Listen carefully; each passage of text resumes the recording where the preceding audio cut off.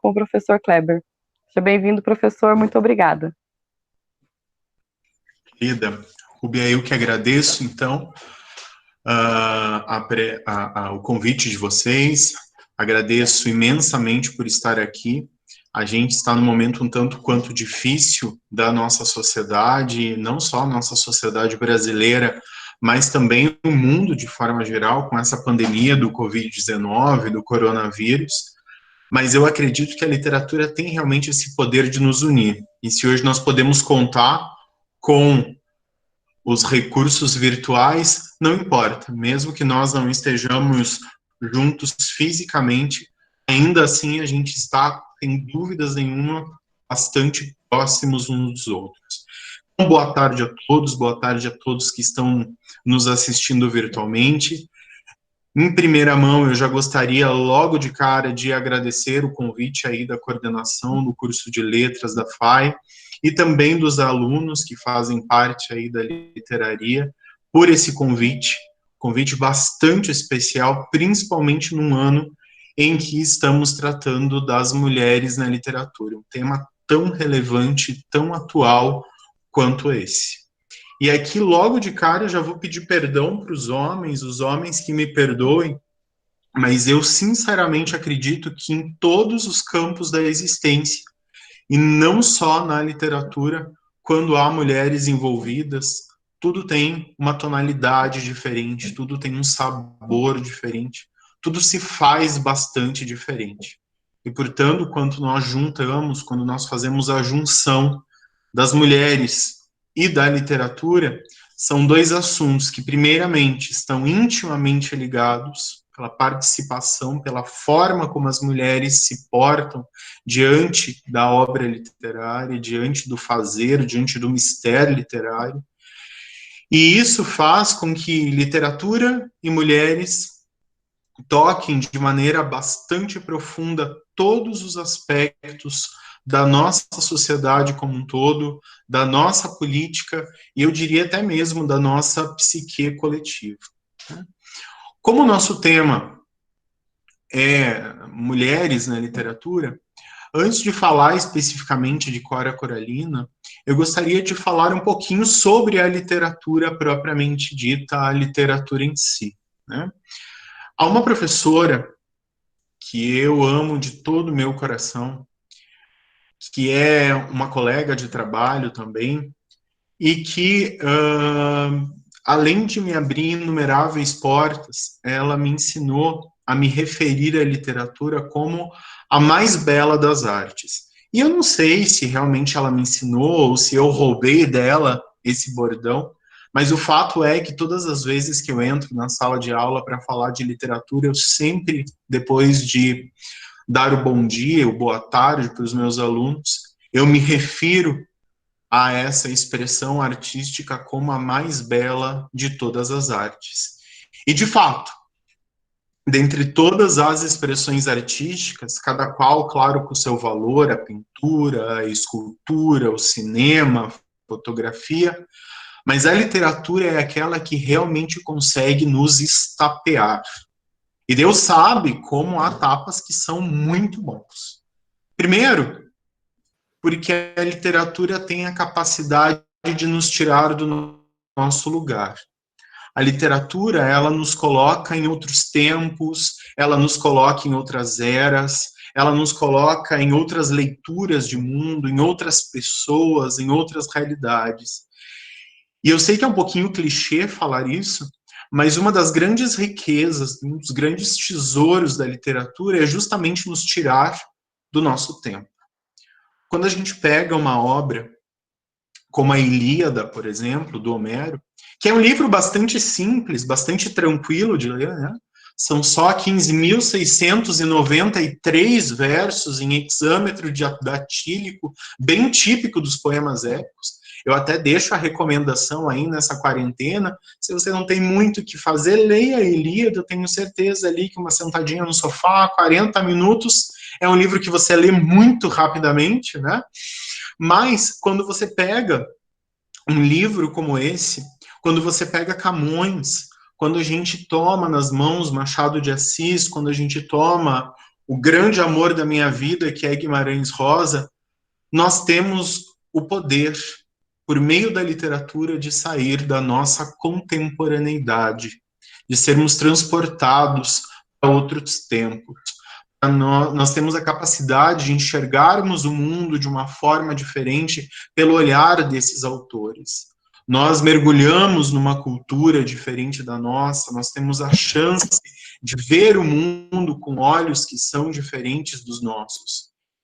E mais do que isso, quando nós retornamos à nossa contemporaneidade, quando nós retornamos ao nosso aqui e agora, nós somos agraciados com a possibilidade de revisitarmos os nossos valores, de nós revisitarmos as nossas crenças e, quiçá, tomar a Deus, que nós possamos mudarmos, repensarmos, enxergarmos os nossos valores, enxergarmos coisas que antes nós nunca tínhamos visto, refletirmos sobre conceitos que nós nunca tínhamos pensado, rever, de repente, ideias sobre as quais nós nunca antes tínhamos nos dado conta. A literatura tem esse poder de nos fazer meditar, de nos fazer fantasiar, de poder, por vezes, fugir da realidade, que muitas vezes é bastante bruta, mas quando retornamos, podemos abraçar de uma maneira distinta essa realidade com os pés, talvez mais firmes no chão. Ou não, porque às vezes tirar os pés do chão também é uma coisa muito boa. Mas se o tema do nosso Litéria, né, é justamente mulheres na literatura, e eu acabei de falar um pouquinho sobre a literatura de uma maneira muito modesta, eu não podia também deixar de falar justamente das mulheres, né? Penso eu, que seria do mundo sem as mulheres, né? Aliás, eu até me questiono se haveria um mundo efetivamente sem as mulheres, né? Pessoalmente, eu acredito que o poder, a magia mais especial das mulheres é justamente o ato de criar. A criação pertence às mulheres. O ato de gerar, ele é feminino. O ato da doação é feminino. Até quando nós pensamos em algo tão natural quanto uma relação sexual, por exemplo, o entregar-se é sempre da mulher.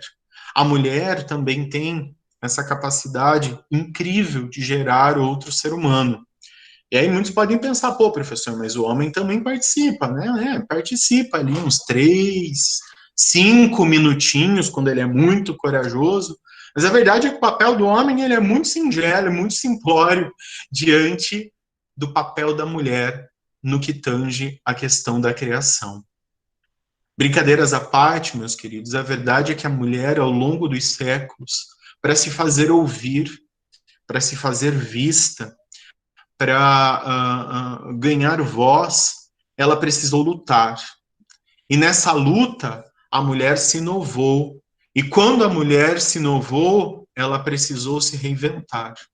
E falando justamente em reinvenção, me vem à cabeça um poema muito singelo, muito simples, muito curto, mas também de uma delicadeza muito grande, de uma poetisa que nasceu em Bruxelas, mas que mora já há muitos anos em Portugal, é professora universitária do curso de letras da Faculdade do Porto, e que escreveu um poema muito profundo e muito genial, porque realmente a genialidade vem das coisas mais simples, a respeito do que é a mulher.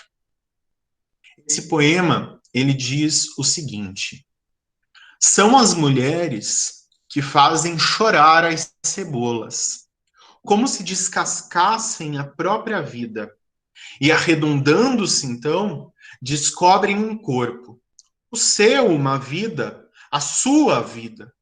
E, no entanto, nada que de verdade pudesse em seu chamar, ou talvez sim, mas só aquela gota de água salpicando um canto do avental desponta uma flor de pano colorido, que ainda ontem ali não ardia. É um poema extremamente delicado, principalmente nos seus 2 primeiros versos, quando diz que são as mulheres que são capazes de fazer chorar as cebolas. Nós temos aí, conhecemos que quando descascamos uma cebola, todos nós choramos justamente porque é um alimento aí um tanto quanto ardido para os olhos, mas quando a poetisa faz essa inversão e diz que são as mulheres que fazem chorar a cebola, justamente ela nos mostra o quanto as mulheres têm, como eu disse há pouco, esse poder de reinventar e de reinovar tudo aquilo que é tradicional, tudo aquilo que está no campo do comum, tudo aquilo que está no campo do senso comum. As mulheres, efetivamente, elas têm ferramentas psicológicas, sociais, de mostrar para a gente um mundo bastante diferente. E é um orgulho para mim, pessoalmente, ter inúmeras mulheres maravilhosas na minha vida. Mas, infelizmente, eu também não posso deixar de falar num evento como esse, que mesmo que eu passasse toda essa nossa palestra, toda essa nossa exposição falando de todos os predicativos, de todos os adjetivos que as mulheres possuem, a gente sabe que vivemos numa sociedade ainda bastante machista, que desvaloriza a mulher, que pouco reconhece os talentos e os inúmeros talentos das mulheres, né? Que as silencia, que não reconhece os seus méritos, que por vezes pretere um homem em relação a uma mulher diante de uma oportunidade de emprego e assim por diante.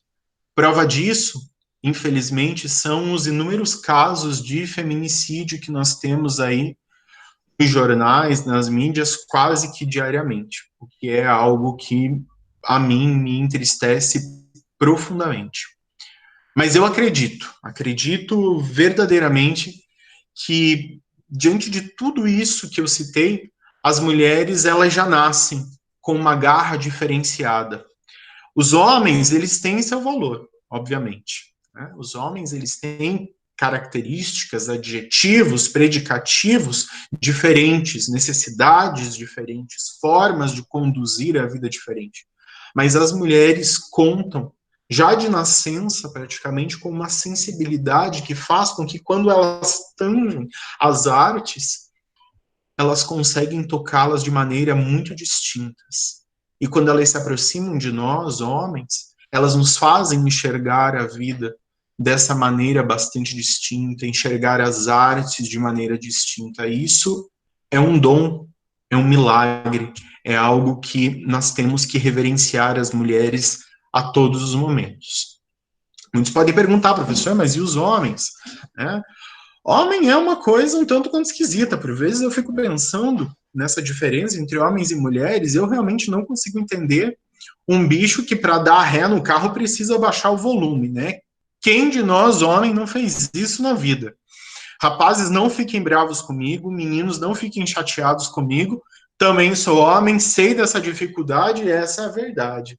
Mas brincadeiras à parte, queridos, a verdade, o ponto fundamental, nevrálgico que eu quero falar diante de toda essa minha exposição acerca das mulheres é que a mulher, por ser doação, por ser superação, quando ela está unida às artes, principalmente as artes literárias, campo aqui de interesse de todos nós, sempre, todas as autoras que temos aí no curso da nossa literatura mundial, nós conseguimos perceber que elas deram contornos muito distintos à mais bela das artes. Elas conseguem dar tonalidades distintas para a literatura. Muitas das nossas autoras, tanto autoras internacionais quanto autoras brasileiras, elas possibilitaram novas formas de escrita, novas formas de compreensão da literatura e deram contornos aí fabulosos, incríveis, delicadíssimos para a literatura, para a mais bela de todas as artes. Eu me lembro muito bem quando eu tinha mais ou menos uns 7, no máximo uns 8 anos, o meu pai, meu grande amigo, ele me levou à biblioteca pública a primeira vez. Eu nunca tinha estado numa biblioteca pública. E eu me lembro muito bem de todos os detalhes desse dia. Nós chegamos, conversamos com a bibliotecária, e ela então fez uma carteirinha para mim, aquelas carteirinhas antigas ainda, carteirinhas verdes, que as bibliotecárias com carimbo marcavam o dia que a gente pegava o livro, que a gente devolvia o livro e assim por diante. E eu lembro de ter ficado assim muito emocionado, porque era o primeiro documento que eu tinha no meu nome. Foi um dia muito especial. Fiquei achando assim que realmente a minha vida já tinha valido a pena simplesmente por conta daquela carteirinha de biblioteca, porque ele tinha meu nome. É como se a partir daquele momento eu efetivamente começasse a existir. Né? Eu vi os documentos dos meus pais, vi ali RG, CPF, eu nem sabia para que servia esse monte de documentos, e eu não tinha nada no meu nome. Quando eu recebi aquela carteirinha, foi algo praticamente revolucionário. E depois da carteirinha feita, eu e meu pai nós entramos na biblioteca e fomos aí buscar um livro para eu poder ler, né? E aí eu não sei se muitos de vocês vão se lembrar, talvez aí o pessoal que esteja aí na faixa dos 30 e poucos anos, como eu, com toda certeza conheça, mas existia e existe até os dias de hoje uma coleção de livros infanto-juvenis chamada Coleção Vagalume, né? E eu escolhi um livro justamente dessa coleção. E como eu sempre gostei aí, né, fui sempre chegado numa literatura um tanto quanto gótica, meio sobrenatural, eu escolhi um livro chamado justamente Na Mira do Vampiro, de um autor chamado Lopes Santos, né? E eu lembro que tinha 15 dias para você ficar com o livro, né? E 2, 3 dias depois eu já havia lido o livro inteiro, eu havia devorado esse livro. Gostei muito, assim, e tem uma relação muito nostálgica ainda com esse livro, porque foi o primeiro livro que efetivamente eu li, né? Tanto que mais tarde eu comprei esse livro e tem até hoje na minha biblioteca, ali volta e meia pego, dou uma folheada, justamente porque é um livro que me marcou muito, né? Aí no final de semana seguinte, meu pai me levou novamente até a biblioteca para a gente devolver esse livro que eu havia emprestado e para pegar um novo livro, né? E eu emprestei um livro que, se não me falha a memória, em 1994 ou 1995, o SBT produziu uma novela baseado nesse livro, né, chamado Éramos Seis. Inclusive, agora, há poucos meses, a Rede Globo fez até um remake dessa novela e passou ali, finalzinho do ano, acho que terminou agora, há poucas semanas, essa novela Éramos Seis novamente.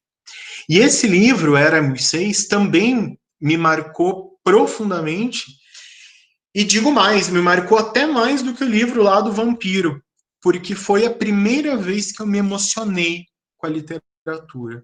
Talvez ali, mesmo sendo criança, não entendendo muito bem dos aspectos estilísticos da literatura, dos aspectos formais, sem saber o que é um narrador, sem saber o que é o tempo, o espaço da literatura, mas eu lembro bem que aquele livro, Éramos Seis, ele me emocionou profundamente. Ele conta a história de uma personagem cujo apelido é Lola, e ela era uma mãe muito dedicada, ela extremamente prestativa ao seu marido, muito cuidadosa com os seus 4 filhos, sempre cuidou da casa com muito esmero, sempre cuidou da casa com muita dedicação. E a história vai se passando, de repente o marido dela morre, os filhos crescem, cada um deles vai tomando o rumo na vida, nenhum deles se interessa em cuidar da mãe, ela acaba perdendo a casa na qual ela viveu, e ela termina a história sozinha. Tanto que a última palavra desse romance é justamente solidão. E eu me lembro de ter chorado, de ter me emocionado quando eu terminei esse livro. Justamente porque, embora essa situação, né, de abandono, enfim, não seja algo que eu vivesse, nem naquela época, e graças a Deus, nem nos dias de hoje, não era uma situação que a minha mãe passava, que as minhas avós passavam, ou que alguém que eu conhecesse passava, mas ainda assim eu consegui me transportar dentro daquela personagem, que perdeu tudo, que perdeu a casa, que perdeu o marido, que perdeu os filhos, que perdeu o amor das pessoas que tanto amor deram a ela, né? E aquilo mexeu profundamente comigo. Fiquei muito triste, eu fiquei vários dias mexido com aquela história, né? E ali eu percebi que a literatura tinha possibilidade de fazer ver realidades que não eram a minha. Que, como eu disse, não eram da minha família, não eram de pessoas próximas a mim. Aquilo me doeu muito, né? E quando eu estava na leitura aí destes livros, quando eu estava muito satisfeito com a minha carteirinha agora de associado da biblioteca, eu contei para minha professora, eu estava na terceira ou na quarta série. E ela me incentivou a continuar lendo e me deu uma ficha de leitura. Né? Naquela época era muito comum as tais das fichas de leitura, para a gente anotar o nome dos livros, enfim. Né? Então, o primeiro livro que eu li, lá dos vampiros, eu anotei o nome, eu não anotei o nome do autor, aí eu coloquei ali de forma muito singela um pequeno resumo da história, e quando eu fui colocar na ficha de leitura o romance Era Moisés, eu até então não tinha olhado o nome do autor do livro. E quando eu fui olhar o nome do autor, justamente para colocar na ficha de leitura, estava escrito lá, Senhora Leonardo Dupré. E aí eu fiquei extremamente intrigado, né? Porque nós tínhamos o nome de um homem, mas chamado de senhora.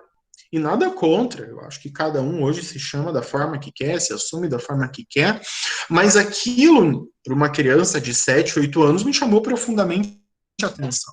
Já tinha aprendido na escola aula, a questão dos pronomes de tratamento, Vossa Senhoria, Vossa Santidade, o Senhor, o Senhor, e eu sabia que Senhor era para homens, ou para pessoas do gênero masculino, e Senhora era para mulher.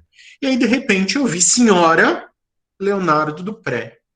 E aquilo, para mim, foi algo que me deixou muito, muito confuso. Eu realmente não consegui entender por que um homem era chamado de mulher, né? Somente bem mais tarde, né, quando eu já tinha aí uma certa maturidade literária, quando eu já estava aí no ensino fundamental 2, já tinha aí alguma experiência um tanto quanto mais próxima, mais íntima dos livros, é que eu conversei com uma professora minha, acho que da 7ª, da 8ª série, e ela me explicou, né, que esse livro, Era Moisés, que foi publicado lá em 1943, foi escrito por uma mulher, né, chamada Maria José Dupré, né, mas que, quando lançou esse livro, lá na primeira metade do século XX, não era de bom tom, né, para muitas mulheres assumir a sua vida enquanto autora. E, portanto, motivos que não vêm ao caso aqui, a Maria José Dupré, ela decidiu utilizar o nome do seu marido. Por isso, Senhora Dupré ou Senhora Leonardo Dupré, né? E aí muitos podem até questionar, pô, professor, mas antes disso, até lá no século XIX, nós não tínhamos autoras, nós não tínhamos mulheres que colocavam aí o seu nome nos escritos sem utilizar pseudônimos? Com toda certeza, a gente já tinha isso, né? mas possivelmente pela cultura, pela forma até mesmo do relacionamento que a Maria José tinha com o seu esposo, ela decidiu utilizar aí um pseudônimo, né? E levando isso em consideração, meus queridos, pensando nesse exemplo que eu acabei de dar, da autora de Éramos Seis, e trazendo essa junção de literatura com esse mundo feminino, tema que nos interessa bastante, eu acredito que nós somos levados a uma reflexão extremamente importante quando nós falamos das nossas autoras. Não só das nossas autoras universais, mas de uma forma muito especial, as nossas autoras brasileiras, que é a questão do ser. Muitas das nossas autoras, elas se ligaram profundamente a essa questão da autodefinição. Né? Talvez justamente por essa necessidade que eu disse há pouco, das mulheres precisarem sempre estarem revisitando o seu papel, de estarem pensando e repensando aquilo que são, justamente por conta da sociedade machista na qual nós estamos inserindo. Né? Eu não estou dizendo com isso que as nossas talentosas autoras, elas falaram apenas do mundo feminino ou apenas das mulheres, não é isso. Mas muitas delas, explorando o ser relacionado à alma feminina, nos fizeram refletir profundamente sobre o que significa ser um ser humano. Basta a gente olhar, né? Quando nós estudamos aí uma língua estrangeira, seja ela qual for, o verbo ser é aquele que é o mais lembrado de todos, né? É um verbo extremamente importante. Para nós aí que passamos pelo ensino fundamental, pelo ensino médio, aqueles alunos que fazem letras em inglês, por exemplo, né, já devem ter visto os seus professores escreverem centenas e centenas de vezes no quadro, na lousa, o tal do verbo to be. I am, you are, he, she, it is, e aí vamos embora. Né? Justamente porque o verbo ser, seja ele no italiano, seja no português, seja no francês, seja no alemão, não importa a língua. É um verbo fundamental. É o verbo ser que permite dizer o que nós somos. O que nós somos na nossa diversidade, o que nós somos nas nossas profundezas, o que nós somos naquilo que por vezes nós tentamos esconder, ou pelo menos não deixar tão clara na nossa realidade social, na nossa realidade coletiva, e até mesmo nos aspectos filosóficos que tangem aí a nossa existência. Né? É justamente por isso que eu digo que o verbo ser, dizer eu sou, é algo extremamente perigoso. Quando nós dizemos eu sou, nós estamos nos definindo. E se definir exige uma grande dose de coragem. Exige uma grande dose de coragem porque você está revelando parte da sua personalidade, parte dos seus sentimentos, parte daquilo que você acredita ser para as pessoas. E a partir disso elas vão fazer julgamentos a respeito do que você é. Mas não só isso. Quando você diz eu sou, você constrói também uma autoimagem. Você diz para você mesmo o que você é. Por isso eu volto a repetir. Definir-se é algo extremamente perigoso.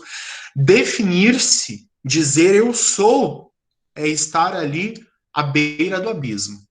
Basta um passo. Eu gostaria de dividir com vocês um poema. Ouçam bem o que ele diz. Eu sou aquela mulher a quem o tempo muito ensinou. Ensinou a amar a vida, não desistir da luta, recomeçar a derrota. Renunciar às palavras e pensamentos negativos, acreditar nos valores humanos, ser otimista. Creio numa força imante que vai ligando a família humana numa corrente luminosa de fraternidade universal. Creio na solidariedade humana. Creio na superação dos erros e angústias do presente. Acredito nos moços. Exalto a sua confiança, generosidade e idealismo.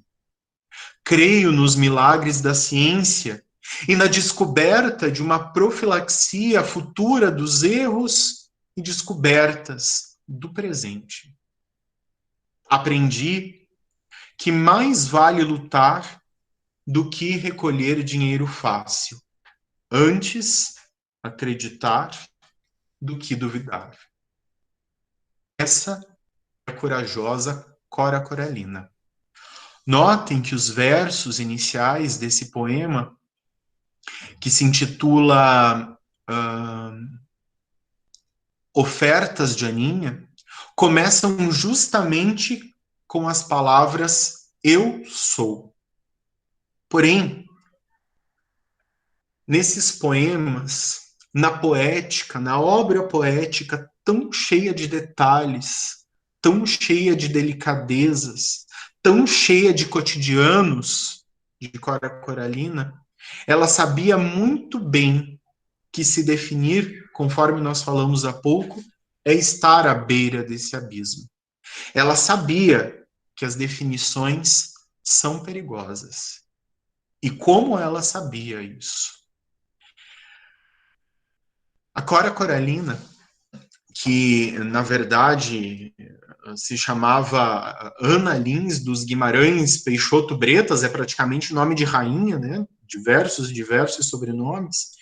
Ela nasceu lá em Goiás, no ano de 1889, e era muito comum que naquela época as meninas praticamente não estudassem, ou pouquíssimo estudassem, faziam ali no máximo o chamado primário, né, primeira a quarta série, apenas para aprender a ler, para saber ali as continhas de matemática básica, tabuada, e não muito mais do que isso.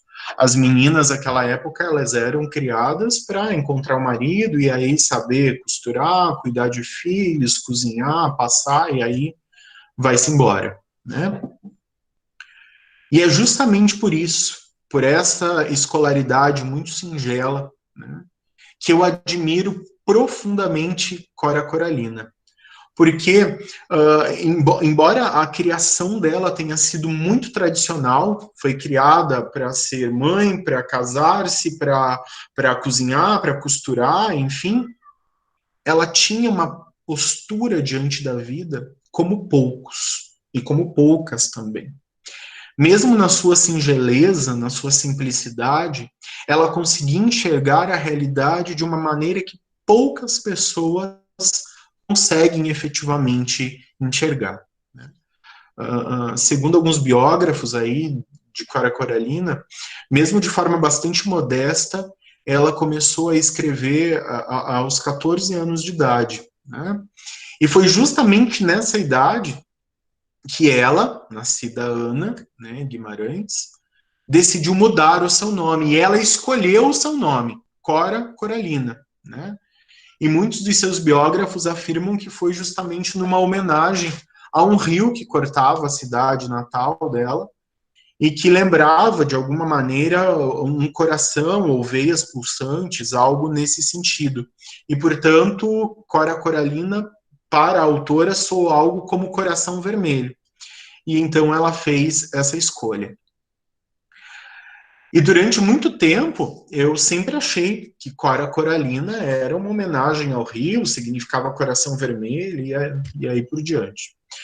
Mas aí, pesquisando mais a fundo, há alguns anos, a respeito da autora, eu encontrei uma reportagem que ela deu quando ela já estava bem idosa, um pouco tempo antes dela falecer, e que a jornalista perguntou a ela o porquê de Cora Coralina. Ela fez algumas menções a esse rio que passava na cidade natal dela, mas ela também falou que a cidade na qual ela nasceu tinha como santa protetora, tinha aí como santa, uma santa de padroeira, né? Justamente Santa Ana ou Santa Ana. E, portanto, era muito comum que as meninas, muitas das meninas que nasciam nessa cidade, fossem chamadas de Ana. Né? Então, tinha Ana daqui, Ana dali, Anas, Aninhas, e aí diversas variações.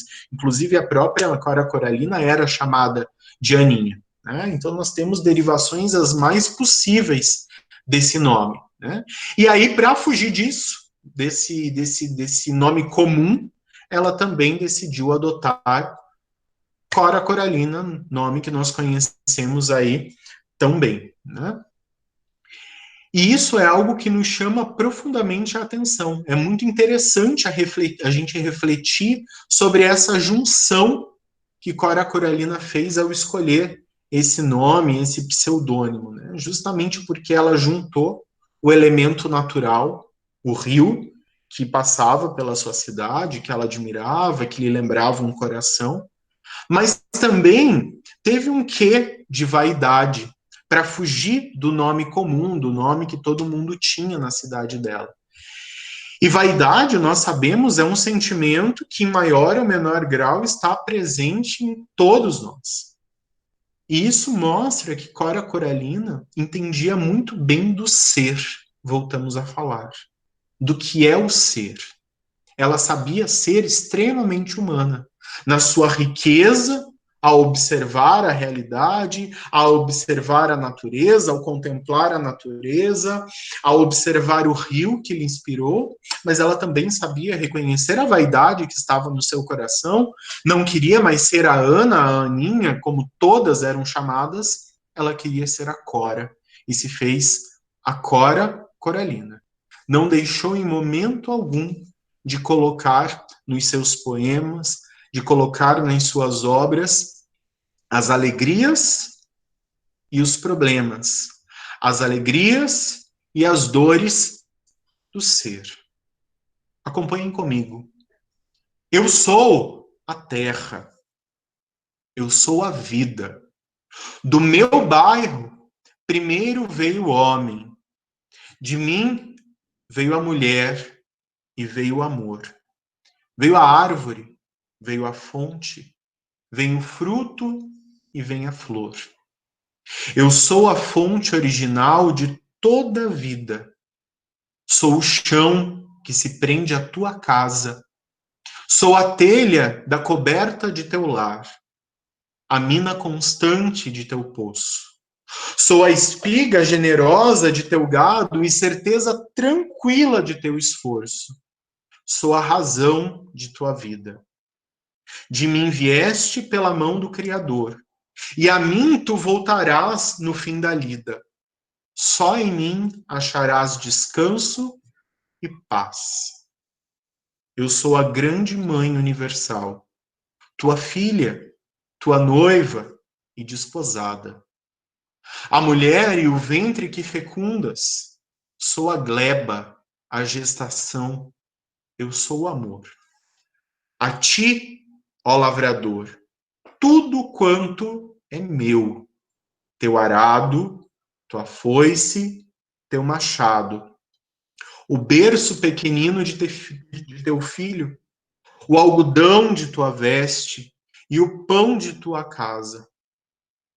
E um dia, bem distante, a mim tu voltarás, e no canteiro materno de meu seio tranquilo dormirás.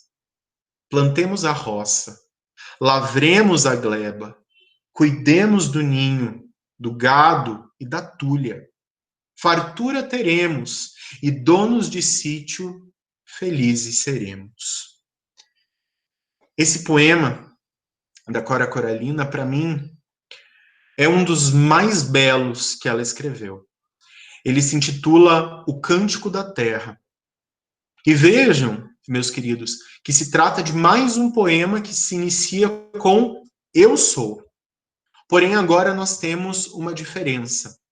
Pensando justamente nessa conexão tão excepcional, tão maravilhosa, tão criativa, tão natural que Cora Coralina tinha com a Terra, olhando para a realidade de uma maneira tão diferente, sentindo nos seus pés o chão, o massapê, a proximidade que ela tinha com a sua terra natal, ela elegeu para esse poema um eu lírico, não dela, não de uma mulher, mas ao mesmo tempo de um ser feminino, que é justamente a terra. Né?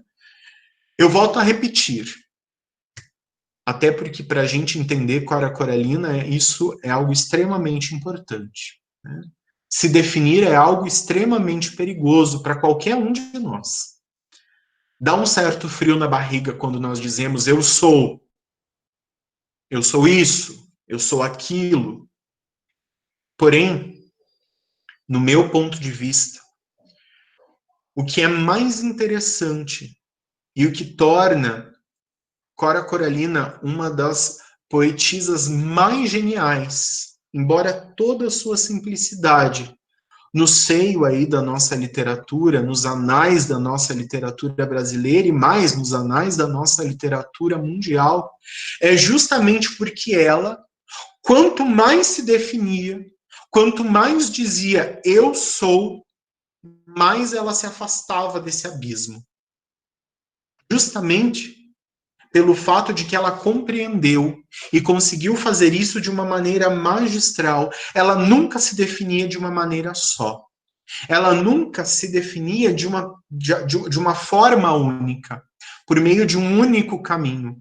As possibilidades com que ela dizia eu sou, as possibilidades com que ela, de boca muito cheia, ou melhor dizendo, de pena muito aguçada, que ela dizia eu sou, eram tão ricas, eram de tão variados matizes, que o abismo, embora ela se definindo o tempo todo, nunca alcançava. E eu digo mais, tenho certeza de que se por uma ironia do destino ela se aproximasse demais do abismo, ela levantaria voo, ela passaria por cima dele, justamente porque os seus tantos eus, as suas tantas definições, faziam com que ela transpassasse o abismo, o perigo que são as definições. Tem um outro poeminha dela, poeminha, modo de dizer, é só pelo tamanho, não porque ele não seja rico o suficiente, muito interessante, que até me veio agora, eu nem tinha programado esse poema, mas que exemplifica perfeitamente essa ideia de que se definir para Cora Coralina era de suma importância. Era o seu tesouro mais rico. Era o seu ligar-se à terra, à natureza, à realidade que a cercava, a própria vida. Esse poema, ele se intitula Assim Eu Vejo a Vida. E é de uma simplicidade tão linda que faz com que ele seja genial, porque ele parece que foi escrito por nós mesmos. Ele faz com que nós sintamos que estamos pertencidos a esse poema. Ele exemplifica perfeitamente isso tudo que eu acabei de dizer. Né? Diferentemente dos outros poemas que eu declamei até agora, ele não começa com eu sou, né? Com as palavras eu sou, mas nem por isso ele deixa de estar carregado de definições. Ele diz o seguinte: a vida tem duas faces, positiva e negativa. O passado foi duro, mas deixou o seu legado. Saber viver é a grande sabedoria, que eu possa dignificar minha condição de mulher, aceitar suas limitações e me fazer pedra de segurança dos valores que vão desmoronando. Nasci em tempos rudes, aceitei contradições, lutas e pedras como lições de vidas, e delas me sirvo. Aprendi a viver. com esse poema maravilhoso, de alguém que consegue definir-se dizendo: aprendi a viver, nós conseguimos destacar como que Cora Coralina, mesmo que na sua poética fale muito sobre ela mesma, cria líricos muito próximos dela, ou então que fale em experiências muito próximas das que ela realmente viveu, ela não tem poemas egocêntricos, ela não tem poemas egoístas.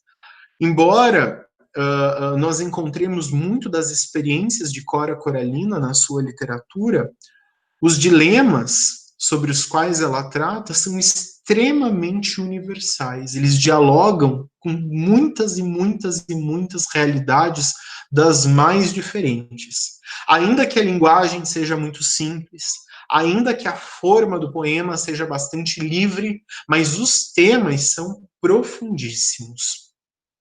Uma opinião bastante pessoal que eu tenho, e agora deixando um pouquinho as questões técnicas, acadêmicas, a sala de aula, é uma opinião minha, como leitor mesmo, de Cora Coralina, né?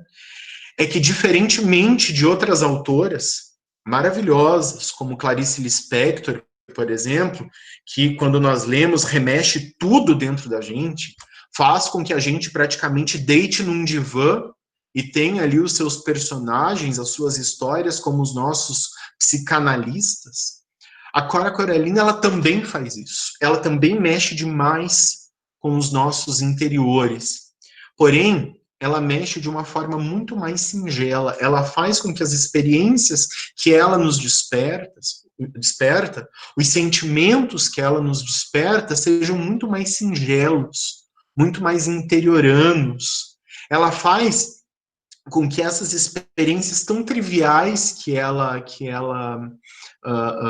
nos apresenta na sua poética sejam um canal aí de encontro com as nossas raízes, com as nossas reminiscências, com aquelas pequenas saudades que todos nós temos a respeito aí das nossas experiências mais íntimas, mais interioranas, passando pela nossa infância, passando pela nossa juventude, passando pela nossa vida de adultos agora, e quem sabe até aí para pessoas que já têm aí um pouco mais de idade, e já conseguiram encontrar aí uma forma como Cora Coralina encontrou de dizer, aprendi a viver. Né? Aí algumas pessoas podem dizer assim, mas pô, professor, eu não tenho experiência interiorana nenhuma, né? Eu sou da cidade, eu nunca fui para o interior, né? Eu sou, como dizem aí nas gírias, eu sou piá de prédio, eu sou menina de prédio, né? E aí eu preciso, meu querido, minha querida, te responder, né? Todos nós temos um interior profundíssimo dentro da gente, né?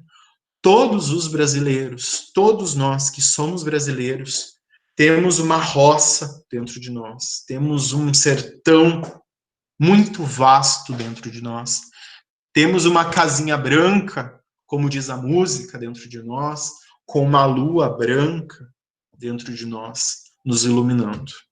Se não for assim, não somos brasileiros. Todos nós temos o negro escravizado dentro de nós, temos o índio dizimado dentro de nós, temos o europeu ganancioso dentro de nós. Isso nos faz brasileiros. E a grande genialidade de Cora Coralina, nessa sua relação com o exterior, foi perceber justamente aquilo que nos faz o mais interior possível. Ela conseguiu, como poucos autores conseguiram, podemos citar aí alguns nomes, como Guimarães Rosa, que fez isso magistralmente, compreender a nossa brasilidade. Né? Ela conseguiu, de maneira magistral, perceber o quanto que aquilo que nos cerca é um registro íntimo daquilo que nós somos. E independentemente se nascemos aqui no sul do país, se somos gaúchos, catarinenses, paranaenses, se somos de São Paulo, do Rio de Janeiro, da Bahia, do Acre, do Amazonas, não importa. Há algo que nos une.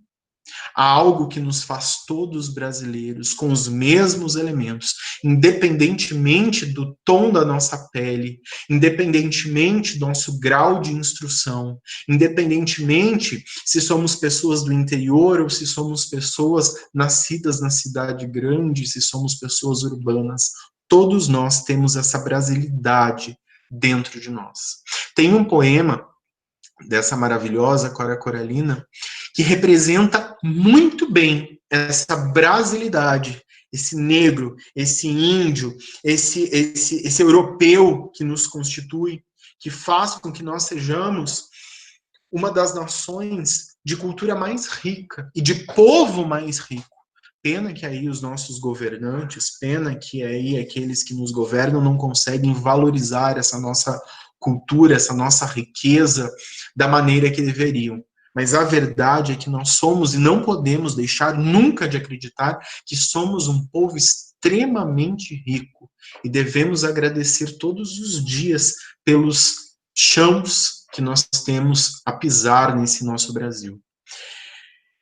Esse poema, ele me toca e me emociona profundamente porque ela diz para nós, mesmo por meio da sua singeleza, o que é ser brasileiro. Esse poema intitula-se Todas as Vidas. Todas as Vidas. Vive dentro de mim uma cabocla velha, de mal olhado, acocorada ao pé do borralho, olhando para o fogo. Benze quebranto, bota feitiço, Ogum, orixá, macumba, terreiro, ogã, pai de santo. Vive dentro de mim a lavadeira do Rio Vermelho, seu cheiro gostoso d'água e sabão, rodilha de pano, trouxa de roupa, pedra de anil. Sua coroa verde de São Caetano vive dentro de mim a mulher cozinheira, pimenta e cebola, quitute bem feito, panela de barro, taipa de lenha, cozinha antiga, toda pretinha, bem cacheada de picumã, pedra pontuda, com buco de coco, pisando alho e sal. Vive dentro de mim a mulher do povo, bem proletária, bem linguaruda, desabusada, sem preconceitos, de casca grossa, de chinelinha e filharada. Vive dentro de mim a mulher roceira, enxerto de terra, trabalhadeira, madrugadeira, analfabeta, de pé no chão, bem parideira, bem criadeira, seus 12 filhos, seus 20 netos. Vive dentro de mim a mulher da vida, minha irmãzinha, tão desprezada, tão murmurada, fingindo ser alegre, seu triste fardo. Todas as vidas dentro de mim, na minha vida, a vida mera das obscuras. Esse poema representa perfeitamente o quanto se definindo, dizendo eu sou, Cora Coralina conseguia efetivamente definir-se em muitas, e ser tantas, e ser várias, e fazer com que o abismo, que por vezes nos assusta, fosse amigo íntimo. Sobre ela se criou um mito de que Cora Coralina começou a escrever muito tarde e de que já era idosa quando começou os seus primeiros escritos. Isso aí é um mito, meus queridos. Não é verdade. Desculpe. Nós encontramos relatos de escritos de Cora Coralina aí quando ela contava já a casa dos 14, dos 16 anos, né? Inclusive, tão verdadeiro é isso, que lá em 1922, ela foi convidada pelos modernistas da primeira geração, né, chamados modernistas de 22, Mário de Andrade, Oswald de Andrade, para participar, inclusive, da Semana de Arte Moderna, né? Mas, claro, né, ela foi proibida aí pelo seu maridão e acabou não participando. Fico me perguntando muitas vezes como teria sido a Semana de Arte Moderna com a participação de Cora Coralina, mas infelizmente o marido dela a proibiu de participar, né? O Bonito foi embora, né, faleceu, quando ela tinha aí aproximadamente 40 anos, e aí ela começou a colaborar com a Folha de São Paulo, tinha ali alguns escritos, ela também vendia livros e também era doceira, fazia doces para fora para justamente conseguir sustentar os seus filhos. Eu não me lembro exatamente quantos filhos ela teve, mas foi, eu acho que, eu posso estar errado, desculpem se a informação estiver errada, mas eu acho que ela teve 4 ou 6 filhos, por aí, né? E ela precisava, portanto, sustentar aí a sua família, por isso que ela fez de tudo um pouco. Foi vendedora, escrevia, fazia doces para fora, costurava, coisas desse tipo. Justamente por isso, só no ano de 1965 que ela conseguiu lançar aí o seu primeiro livro, né?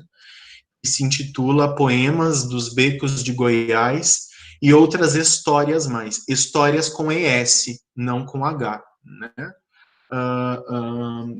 E passado mais alguns anos aí, mais de uma década, diga-se de passagem, somente no ano de 77 ou 78, que ela conseguiu enviar esse seu livro, que já estava publicado, mas que não tinha nenhum destaque no cenário da literatura brasileira, mandar para alguns autores aí famosos, né, para que eles dessem aí uma analisada, vissem as coisas que ela escrevia, né. E esse livro chegou às mãos do Carlos Drummond de Andrade, né? E eu creio que Carlos Drummond de Andrade não gostou nem um pouco do livro de Cora Coralina, né? Porque ele apelidou Cora Coralina simplesmente de Diamante Goiano, né? Percebam realmente o quanto essa obra é importante, né?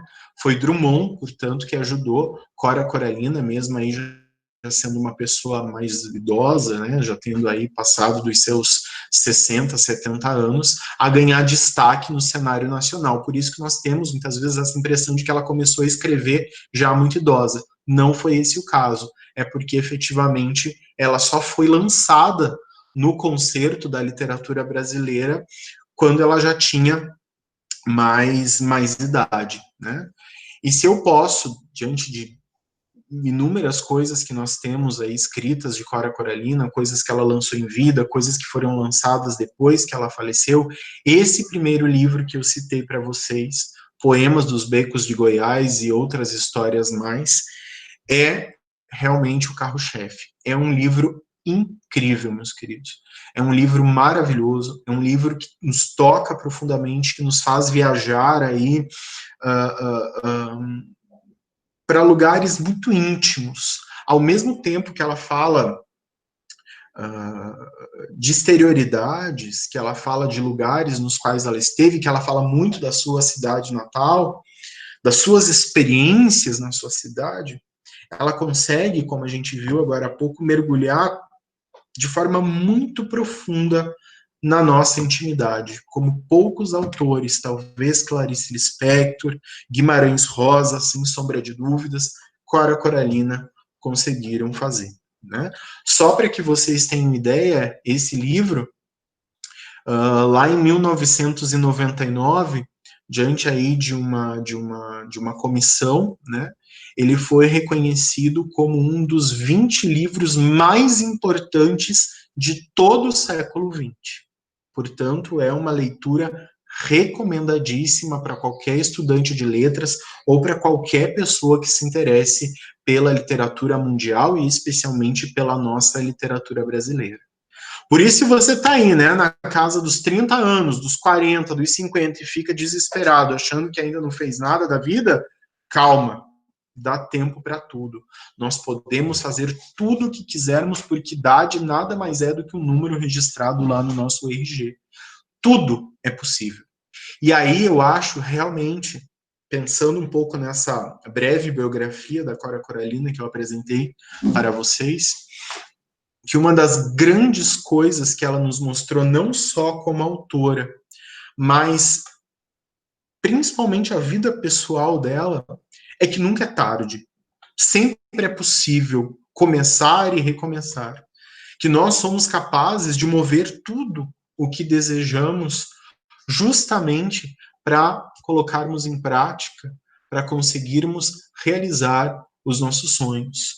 Ela nos mostra que viver é uma grande oportunidade, que a simplicidade, como ela sempre viveu, é a maior riqueza que nós podemos ter na vida. E de que o ter, ele nunca, absolutamente nunca, vai sequer chegar aos pés do ser.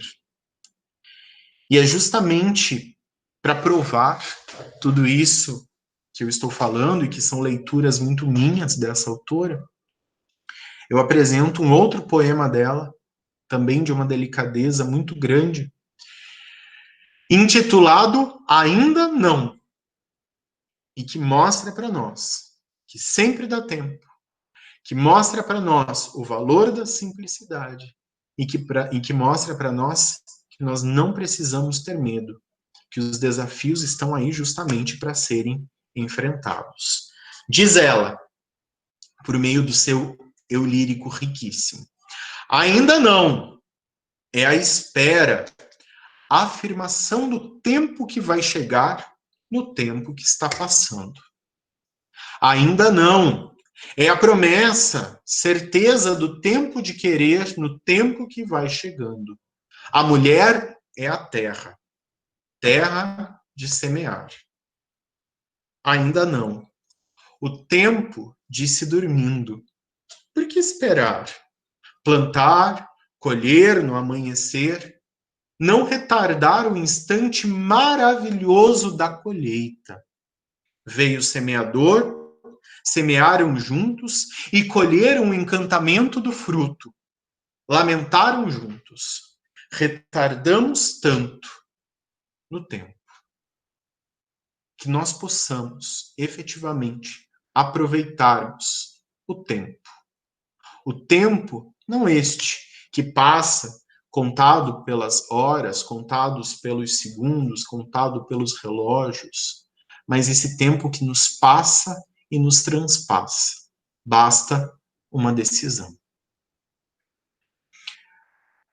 Antes de eu finalizar, meus queridos, essa minha fala, porque quem me conhece bem aí sabe que eu falo mais do que a mulher da cobra, os curitibanos aí vão entender bem a minha referência, eu gostaria de pedir apenas mais uns minutos da atenção e aí também da colaboração de vocês, só porque eu preciso fazer aí alguns agradecimentos, né?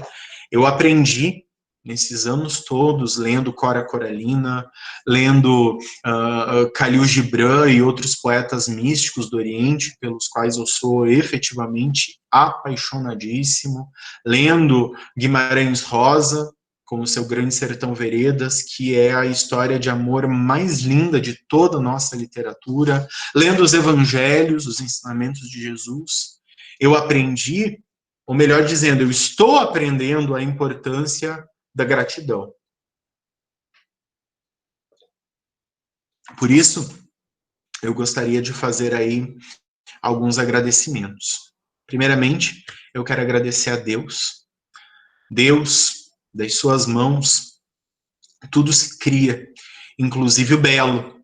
E eu agradeço imensamente a oportunidade de, sendo professor de literatura, trabalhar com o belo, trabalhar com as artes, trabalhar aquilo que basta que nós tenhamos olhos de ver para encontrar beleza em todo esse mundo, mesmo quando o mundo ele não está tão sorridente assim, né? Eu também gostaria de agradecer os meus pais, Agnaldo, Nilva, inclusive Dona Nilva faz aniversário amanhã. Mãe, parabéns para você, te amo de montão. Meus pais que me apoiam em absolutamente tudo, que dividem comigo todos os meus sonhos, todos os meus voos, inclusive quando eu quero voar alto demais e eles sabem puxar um pouquinho mais para baixo. Eu quero agradecer meu companheiro, meu marido, né, Rafael, que aguenta a luz do quarto, do abajur acesa, quando ele está com sono, ele quer dormir e eu fico lendo até altas horas da madrugada. Obrigado, amor, pela paciência. Quero agradecer também de uma forma bastante especial meu grande amigo, meu querido amigo, uma pessoa que se tornou fundamental na minha vida por todos os exemplos e incentivos que me deu, que é o professor Rogério, professor é coordenador do curso de letras aí da FAI, né? E também as meninas aí, as graduandas que organizaram esse evento e tiveram toda a paciência para me ajudar, para organizar, ainda mais sendo um evento virtual, as coisas se tornaram um pouco mais difíceis, eu fiquei um pouco mais inseguro, mas elas sempre estiveram ali ao meu lado. Obrigado, Rubi, Andréia e todas vocês, né? Quero agradecer as minhas gestoras do Bom Jesus, a Estela, a Cleide, Suzete, que acreditam fielmente no meu trabalho e me dão todas as ferramentas necessárias para eu desenvolver bem as minhas atividades. E também as minhas assessoras, quero agradecer muito, agradecer a Leatrice, agradecer a Dani, agradecer a Anne, que foi minha professora, que me incentivou muito para eu seguir a carreira de professor também, Marangon, meu assessor, muito obrigado pelo carinho de sempre, muito obrigado por me ajudarem nas coisas todas que se passam comigo, quando eu estou feliz e vocês colaboram comemorando junto comigo as minhas felicidades, quando eu estou triste, preocupado, e vocês se fazem ouvidos para mim. Muito obrigado mesmo, de todo o meu coração. Minhas colegas de trabalho, principalmente Bruna, Priscila, são pessoas que eu amo de todo o meu coração. Muito obrigado por fazerem parte da minha vida de uma forma que eu nem sequer tenho palavras para explicar ou para mensurar. Obrigado sempre por dividirem absolutamente tudo comigo. E também você, Cláudia, minha colega de trabalho, minha grande amiga, pessoa que eu amo demais.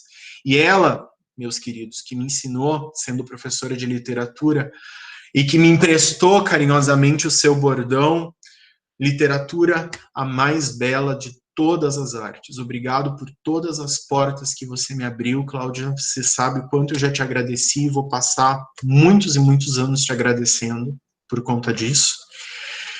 E, finalmente, meus caros, eu quero agradecer a todos vocês que tiveram a paciência de me ouvir, a paciência de ouvir a minha humilde fala, a minha palestra. Na verdade, eu nem chamo de palestra, eu chamo de uma exposição muito breve, muito singela.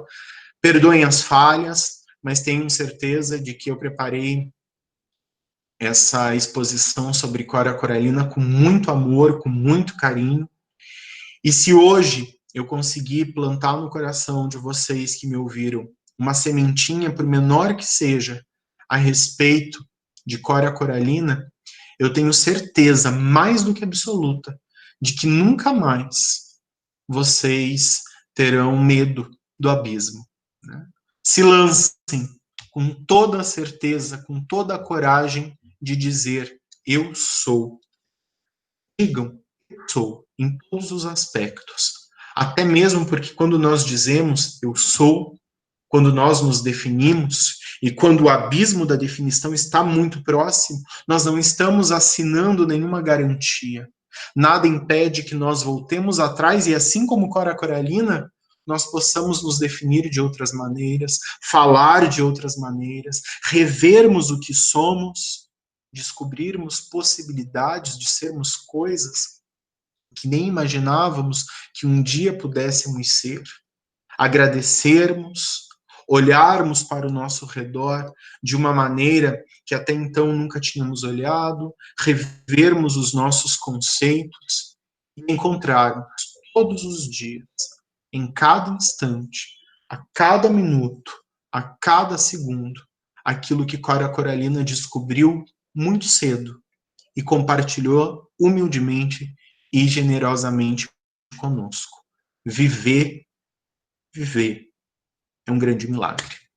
Muito obrigado, de todo o meu coração. Professor, em nome das meninas do Literaria, né, muito obrigada pela sua participação, foi lindo. Nós estamos bem felizes mesmo com tudo que você fez, foi sensacional. O pessoal gostou bastante, não sei se você está acompanhando o chat aqui, mas eles estão participando bastante aqui. E agora eu gostaria de abrir para as perguntas, para quem tiver alguma dúvida, quem quiser fazer alguma pergunta para o professor, pode perguntar aqui no chat que eu vou ler, ou pode abrir o seu microfone e falar para quiser dar a sua opinião, deixar aqui seu recado para o professor. E estão te elogiando muito, eu não vou conseguir ler todos os comentários aqui, professor, mas a sua apresentação foi incrível, só tem elogios, depois acho que você vai conseguir ter acesso, e tá incrível, tá bem, bem linda mesmo. Então, pessoal, se alguém tiver alguma pergunta, alguma dúvida, a Ana Milaroski colocou aqui, será que o professor poderia falar do poema Saber Viver? Essa é a primeira dúvida, primeira pergunta, dúvida não, pergunta. Poema Saber Viver. Ana, Saber você Viver? quer... Isso. Não sei se a vida é curta demais. Esse é o poema. Eu não sei se a vida é curta demais ou longa demais para nós. Mas sei que de nada do que vivemos tem sentido se não tocarmos o coração das pessoas. E assim vai. É esse o poema. Ele é lindo, ele é maravilhoso. E muito obrigada pela sua fala. Foi muito bom ouvi-lo. E obrigado pela oportunidade de participar. Obrigada, Ana. Imagina, minha querida, eu que agradeço a tua atenção, agradeço o seu comentário, fico muito feliz de saber que, de uma maneira muito singela, muito simples, consegui dividir aí todo o meu amor, não só pela Cora Coralina, mas também pela literatura. Trabalhar com a literatura é algo que me faz muito feliz. Muito obrigado mesmo, muito obrigado de coração. Mais alguém, pessoal, quer fazer uma pergunta? Eu quero, Kleber. Oi, gente, boa tarde, né? Eu sou a professora Anne, lá do Bom Jesus Lourdes. O Kleber foi meu aluno, né? Não precisava me agradecer de nada, né? Porque você sempre foi maravilhoso.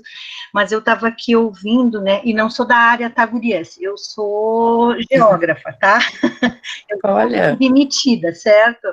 Porque eu faço uma pós lá na FAI e vi na abertura, né, a programação de vocês e me interessei, porque eu gosto de arte, de literatura, mas gosto do jeito singelo aí da Cora Coralina, tá? Gosto do que eu ouço, adorei ver ele recitar um poema, já vi outras vezes, mas assim, eu fiz aqui uma relação, Kleber, que eu queria dividir com você, né?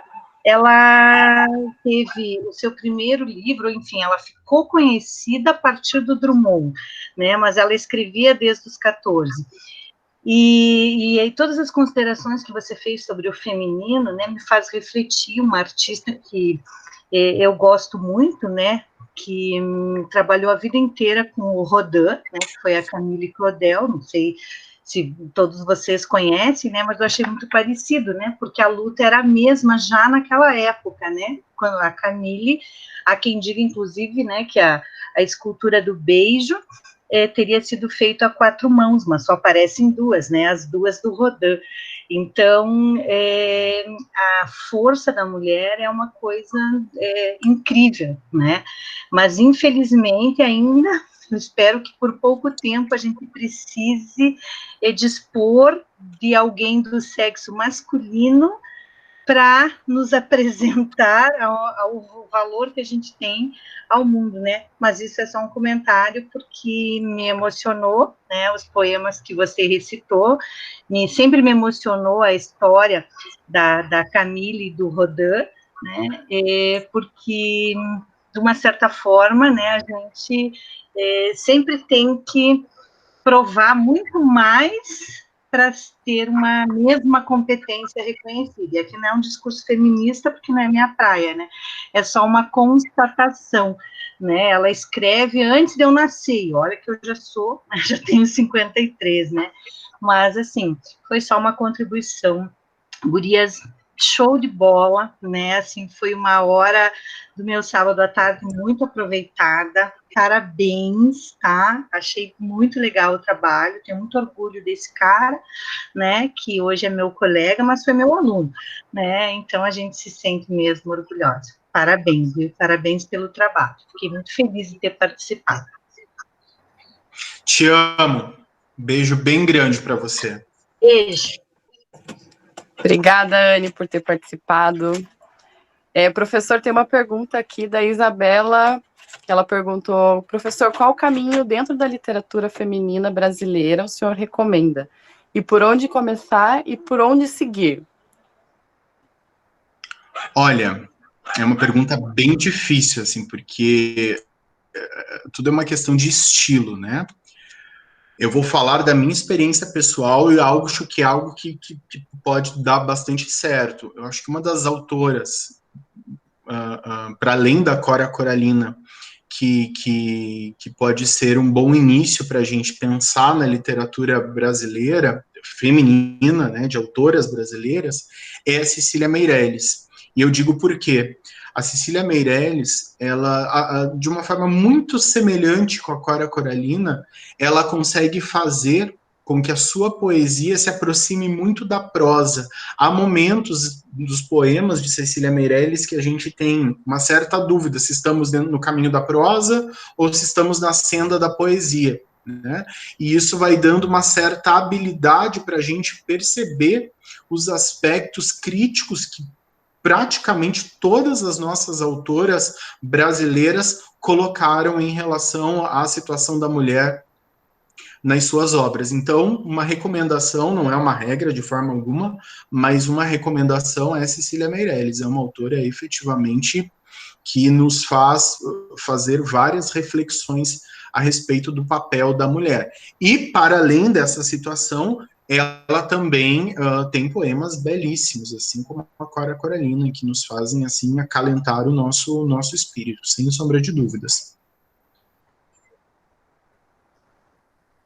Não recomendo, por exemplo, desculpe, perdão de cortar, por exemplo, eu não recomendo para uma leitura, claro, tudo vai já aí do traquejo, do quanto que a pessoa já tem aí uma intimidade com a literatura.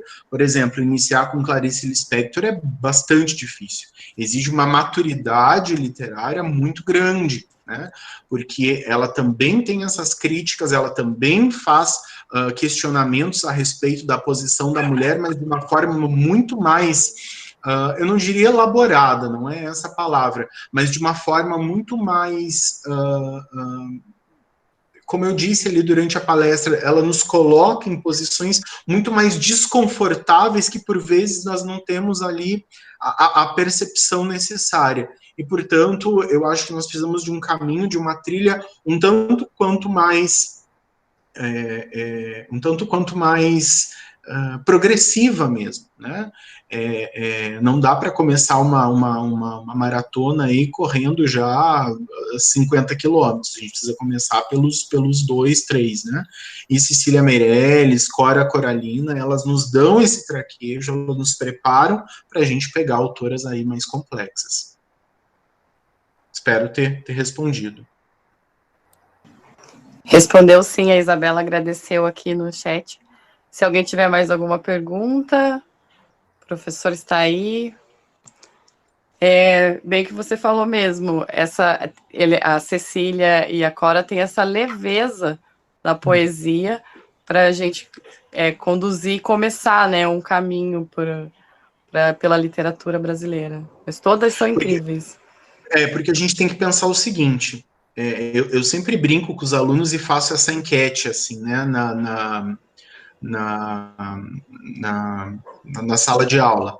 Se a gente pegar, né, e for fazer um balanço na nossa vida pessoal de quantos livros de prosa nós já lemos na vida e quantos livros de poesia nós já lemos na vida, grande parte das pessoas vão responder que prosa ganha disparadamente, né? A poesia ela exige uma maturidade do leitor muito maior, né? Então, ler poesia por si só já não é uma coisa muito fácil. Ela exige aí já uma maturidade do leitor. Se você pega uma autora mais complexa, embora, por exemplo, Clarice Lispector não era poeta, mas tem uma prosa bem mais complexa. Se você pega livros de poesia que exigem um nível de maturidade muito grande, com certeza você vai se afastar, né? A gente precisa ali fazer o caminho progressivo. E aí nós temos essas autoras como Cora Coralina, como Cecília Meirelles, que são poesias que fazem essa junção entre prosa e poesia e que tem uma linguagem muito mais sutil, uma linguagem muito mais doce, uma linguagem muito mais reflexiva e que fazem, ao mesmo tempo, nós compreendermos o que estamos lendo, que é muito importante, e também aprendermos a gostar de poesia, né? É verdade. Professor, tem mais uma pergunta aqui do Gabriel. Professor, obrigado pela exposição maravilhosa. Qual seria o ponto de partida ideal para começar a ler Cora Coralina? O livro que eu citei, né, sobre as primeiras histórias, né, o Becos de Goiás e Primeiras Histórias. Esse, sem sombra de dúvidas, é, assim, o campeão de audiência, né. Esse livro, ele tem assim,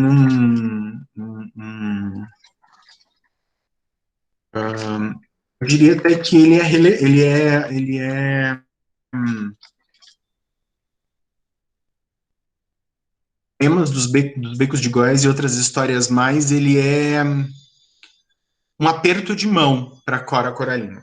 É assim, efetivamente, a forma como nós adentramos ao mundo da autora.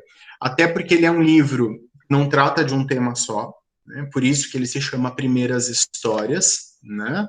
Aliás, outras histórias, né? E Poemas dos Becos de Goiás é justamente uma referência a todos os caminhos, a todos os becos que ela circulou para poder se inspirar e escrever. Então, esse livro, efetivamente, é assim, se eu pudesse dizer para alguém, olha, eu só tenho tempo para ler um livro da Cora Coralina, não posso ler mais nada, vai nesse que você não erra. Com esse você vai ter aí uma grande, eu não diria uma profunda intimidade, mas uma grande amizade com essa autora.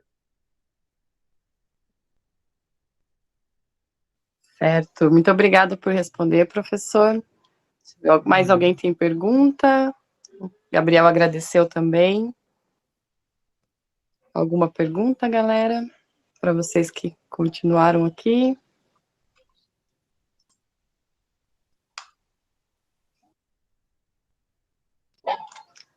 Professor, eu não sei se você vai ter acesso ao chat, mas todo mundo agradeceu pela sua participação, agradeceu pela forma como você conduziu, foi lindo, foi emocionante. Nós também queremos te agradecer muito, nós de literaria. Eu hoje estou falando em nome das meninas, mas nós somos em 4, sou eu, a Roberta, a Rafaela e a Giovana, e nós agradecemos imensamente pela sua participação.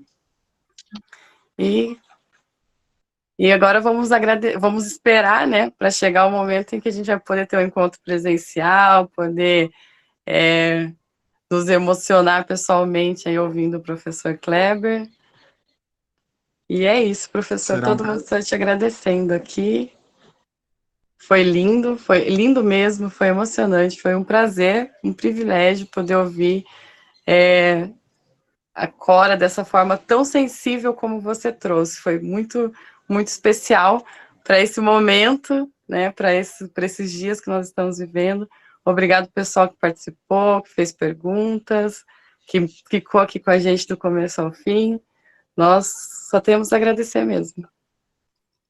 E aí, o próximo encontro, eu preciso lembrar, o próximo encontro será em maio, eu não lembro exatamente o dia, o professor Luiz Rogério vai falar da Adélia Prado. Espero que já estejamos todos na FAI, mas se não estivermos, será online também, e vai ser lindo, de qualquer forma. Dia 16 de maio. Dia 16 de maio. Abrir um parênteses bem rapidinho para vocês, para quem perguntou sobre outras, né, por onde começar. A Adélia Prado também é uma poetisa que realmente, uma autora que traz para nós aí um bom começo de literatura brasileira feminina.